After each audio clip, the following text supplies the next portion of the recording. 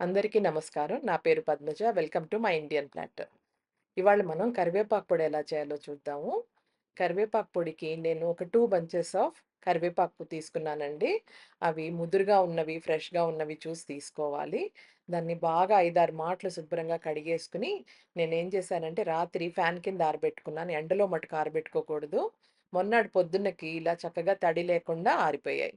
ఈ ఆరిన కరివేపాకుని పక్కన పెట్టుకొని, ఈ లోపల ఒక పెద్ద కాస్ట్ ఐరన్ పాన్ తీసుకున్నాను మందపాటిది. దాంట్లో ఒక 2 టేబుల్ స్పూన్స్ ఆఫ్ ఆయిల్. అది వేసుకొని, ఆ ఆయిల్ కొంచెం వేడెక్కాక ఒక టీ స్పూన్ ఆఫ్ మెంతులు. మెంతులు వేసుకున్నాక బాగా కలుపుకోవాలండి. వేగాలి. మెంతులు ఎర్రగా వేగాక, అప్పుడు దాంట్లో నేను హాఫ్ కప్ మెజర్‌మెంట్స్ ఉంటాయి కదా! దాంతోటి పల్లీలు కున్నాను.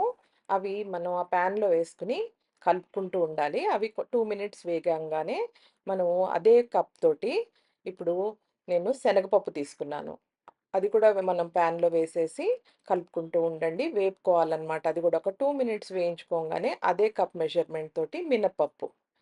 మినపప్పు కూడా వేసేసి కలుపుకుంటూ ఉండాలనమాట. ఇది మీడియం టు సిమ్‌లోనే ఉండాలి. ఇప్పుడు నేను సన్నగా కట్ చేసుకున్న ఎండు కొబ్బరి వేసేసి శుభ్రంగా అది కూడా బాగా కలుపుకోవాలనమాట. కలుపుకోవడం మటుకు ఆపొద్దు. వేపుకోవడం అలా సిమ్‌లోనే వేయించుకోవాలి. అదే కప్ మెజర్‌మెంట్ తోటి నేను ధనియాలు తీసుకున్నాను. అది కూడా బాగా స్టిర్ చేస్తూ ఉండండి. కంటిన్యూయస్‌గా స్టిర్ చేయాలి. నేనొక చిన్న నిమ్మకాయ సైజు చింతపండు తీసుకున్నాను. అది 1/4 కప్ మెజర్‌మెంట్‌కొచ్చింది.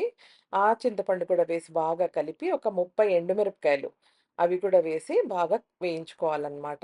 ఎండుమిరపకాయలు మటుకు బాగా వేగాలి. అవి సిమ్‌లోనే పెట్టుకొని వేయించుకోండింక. ఇది మటుకు మీడియం పెట్టొద్దిప్పుడు. సిమ్‌లో పెట్టుకొని వేయించుకుంటే సరిపోతుంది. తర్వాత చూసారు కదా! ఎర్రగా వేగిపోయాయి. ఇప్పుడు మనం కరివేపాకేసుకుందాం. కరివేపాకు సరిగ్గా నా 3 గుప్పెళ్ళొచ్చిందండి ఎండిన కరివేపాకు. ఆ కరివేపాకు కూడా ఏసి ఒక 5 నిమిషాలు సిమ్‌లో పెట్టుకొని బాగా వేయించుకోవాలి. ఎక్కువ వేగక్కర్లేదు.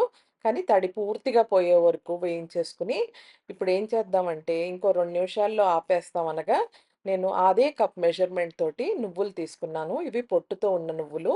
ఈ నువ్వులు కూడా వేసేసి 2 నిమిషాలు ఉంచేసి ఆపేయాలి. ముందరే నువ్వులేస్తే అవి మాడిపోతాయి. అందుకని ఆఖరిన వేస్తానెప్పుడు నువ్వులు నేను. ఈ వేడి ఇంకా అలాగే ఉంచేస్తే ఆ పప్పులన్నీ మాడిపోతాయన్నమాట. అందుకని మనం ఇలాగా మనం వేరే పెద్ద బౌల్ తీసుకొని దాంట్లోకి ఇవన్నీ ట్రాన్స్‌ఫర్ చేసుకొని, ఒక ఫ్యాన్ కింద పెట్టుకొని దాన్ని 1 అవర్ కానీ, హాఫ్ అన్ అవర్ కానీ వదిలేస్తే మొత్తం చల్లారిపోతుంది. ఇగో ఇలా చల్లారిపోయాక మనం గ్రైండ్ చేసుకోవాలి. అప్పుడు నేను ఒక 1 ½ టేబుల్ స్పూన్ సాల్ట్, ఒక 1 టేబుల్ స్పూన్ షుగర్ వేశాననమాట. షుగర్ వేస్తే మీకేమీ తీపి రాదండి పొడి. కాపోతే అన్ని స్పైసెస్ వేస్తాం కాబట్టి షుగర్ వేయంగానే బ్యాలెన్స్ అవుతుందనమాట. టేస్ట్ కూడా బావుంటుంది.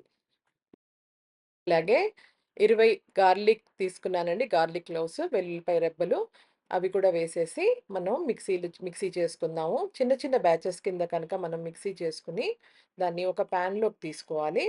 దాన్ని బాగా మెత్తగా గ్రైండ్ చేయొద్దు. కోర్స్‌గా గ్రైండ్ చేసుకోవాలి. చూసారు కదా! కోర్స్‌గా గ్రైండ్ చేసుకోవాలి. అలాగే మొత్తం అన్నీ గ్రైండ్ చేసుకున్నాక బాగా కలుపుకోవాలి. తరోగా మిక్స్ చేసుకొని దీన్ని గనక మీరు ఒక ఎయిర్ కంటైనర్‌లో గనక స్టోర్ చేసుకున్నారంటే 1 మంత్ వరకు కూడా ఫ్రెష్‌గా ఉంటుందండి. మనం వేడి వేడి అన్నంలోనే కాకుండా ఇడ్లీ, దోస, ఉప్మాలో కూడా ఇది నంచుకొని తింటే చాలా బావుంటుందండి. కరివేపాకులో చాలా మంచి న్యూట్రిషియస్ వాల్యూస్ ఉంటాయి. ఏదో విధంగా కరివేపాకుని కన్జ్యూమ్ చేయడం చాలా మంచిది మనందరికీ. This is the best way of consuming it. So, మీకిది గనక నచ్చినట్టయితే please like, share and subscribe to my channel for more such videos. And thank you for watching my Indian Platter.